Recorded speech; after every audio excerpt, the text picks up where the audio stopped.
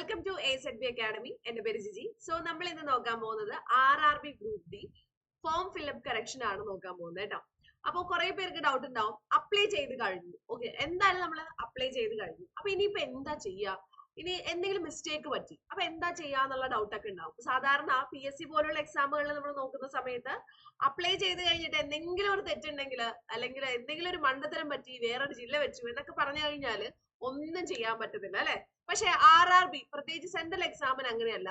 എന്തെങ്കിലും form fill ചെയ്യുന്ന സമയത്ത് എന്തെങ്കിലും തെറ്റ് പറ്റിയിട്ടുണ്ടെങ്കിൽ അത് തിരുത്താനും കൂടി സമയമുണ്ട്. അതാണ് നമ്മൾ നോക്കാൻ പോകുന്നത്.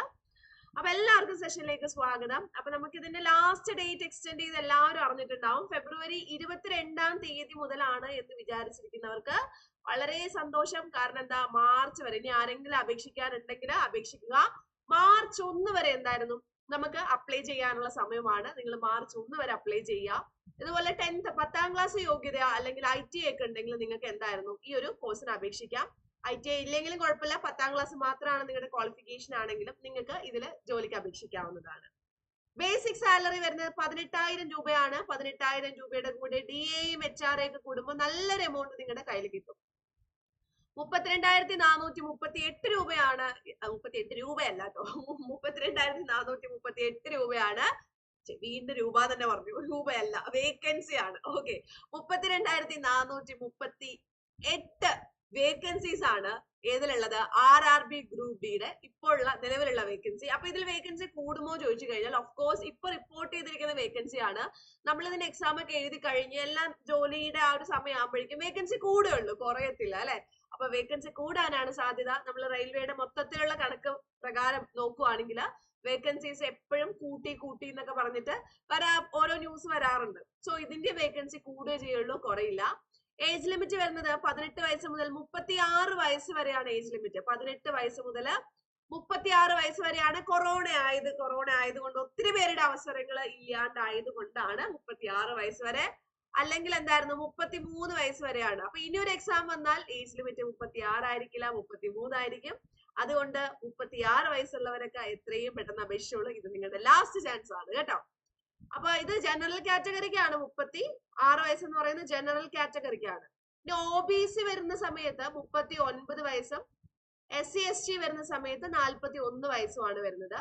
എക്സാം ഡേറ്റ് നമ്മൾ എക്സ്പെക്ട് ചെയ്യുന്നത് ജൂലൈ ഓഗസ്റ്റ് ആണ്. അതായത് ഇനി ഒരു 6 മാസം, ഓഗസ്റ്റിലാണ് എക്സാം ഉണ്ടെങ്കിൽ, എക്സാം ആണെങ്കിൽ ഇനി എന്തായിരുന്നു ഒരു 6 മാസം കൂടി നമ്മൾ പഠിച്ചാൽ മതി, എക്സാം ക്രാക്ക് ചെയ്യാം. ജോലി നമുക്ക് കിട്ടുന്നത് 1 വർഷത്തിനുള്ളിലാണ് ജോലി കിട്ടുന്നത്. ഓക്കെ, 1 വർഷത്തിനുള്ളിൽ നമുക്ക് ജോലി കിട്ടും.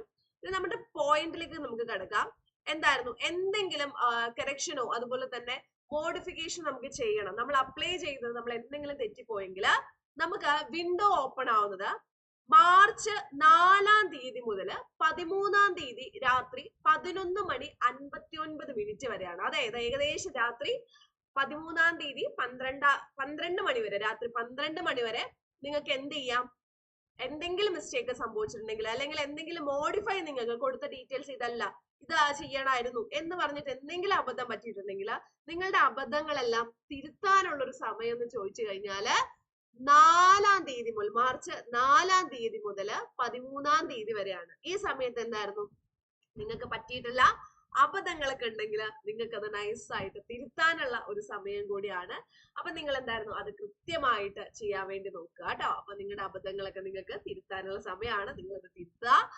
ഇനി നിങ്ങളൊരു കോഴ്സിന് ജോയിൻ ചെയ്യാൻ താല്പര്യം ഉണ്ടെങ്കിൽ AZBയിൽ നിങ്ങൾക്ക് ജോയിൻ ചെയ്യാവുന്നതാണ്. നമ്മുടെ കോഴ്സിന്റെ ഫീച്ചേഴ്സ് നമ്മൾ നോക്കിക്കഴിഞ്ഞാൽ നിങ്ങൾക്ക് ലൈവ് ക്ലാസ്സുകൾ ഉണ്ടാവും, റെക്കോർഡ് സെഷൻ ഉണ്ടാവും, മോക്ക് ടെസ്റ്റും PYQയും സ്റ്റഡി മെറ്റീരിയൽസും മെന്ററിംഗ് സപ്പോർട്ട് എല്ലാം കൂടി ഉൾപ്പെടുന്ന ഒരു കോഴ്സാണ്.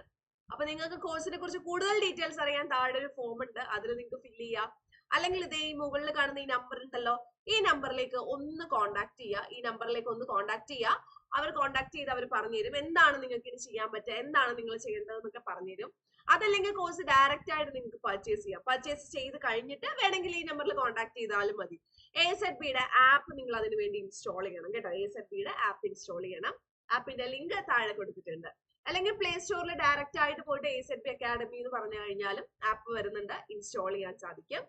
അപ്പൊ അങ്ങനെ ഇൻസ്റ്റാൾ ചെയ്തിട്ട് ഇതാണ് നമ്മുടെ കോഴ്സ് വരുന്നത് കേട്ടോ. അപ്പൊ ഈ കോഴ്സ് എന്ന് പറയുന്നത് എന്തായിരുന്നു? 1,499 രൂപയാണ് കോഴ്സ് എന്ന് പറയുന്നത്. അപ്പൊ ഈ കോഴ്സ് 1499 രൂപ കിട്ടണമെങ്കിൽ എന്ത് ചെയ്യണം? ഈ കോഡ് ഉപയോഗിക്കണം. JI20 എന്ന് പറയുന്ന കോഡ് ഉപയോഗിക്കണം. JI20 എന്ന് പറയുന്ന കോഡ് ഉപയോഗിച്ചിട്ട് പർച്ചേസ് ചെയ്യാം. എങ്ങനെ പർച്ചേസ് ചെയ്യണം?